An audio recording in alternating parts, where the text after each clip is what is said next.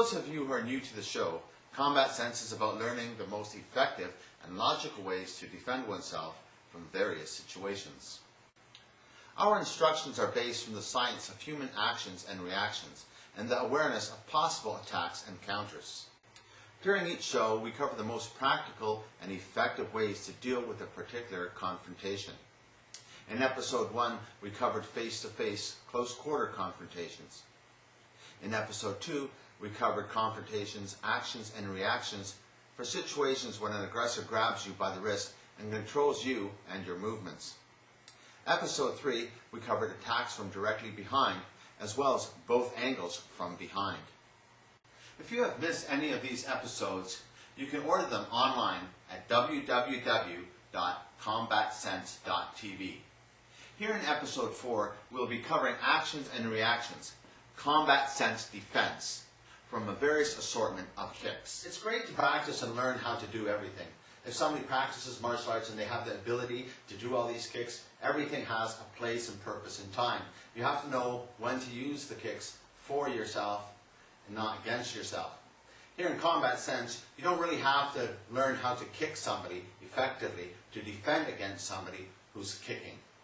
It's just a matter of understanding the distance and advantages that somebody has while kicking. They're going to try to put you in the position so that they can use the kicks. And if you follow into being distracted by certain things, it only allows them to continue kicking and striking you. It's always going to slow you down. So the best thing that makes Combat Sense, given a situation when you're fighting somebody who's kicking, is not to play into his kicking game. You have to be serious about what you're doing. You're just looking for an opportunity to get into attack.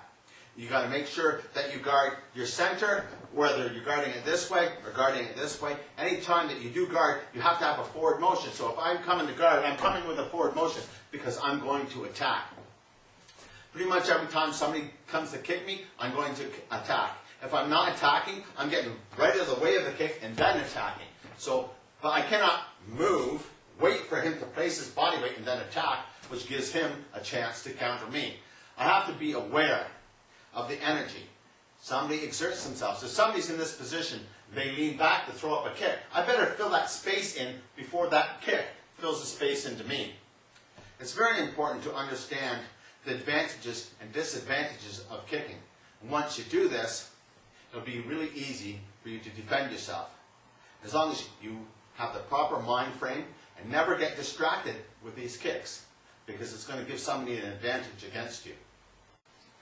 As my opponent comes to spinning kick me, and I move out of the way, it allows him to continue his motion into kicking me.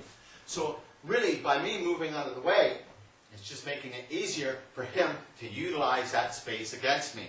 So you really got to watch that you don't fall susceptible to somebody who's kicking, because they're always setting you up for that space and time. You really have to be aware. His energy, the distance that he's using, as he's coming to turn into you, you should right away come into him.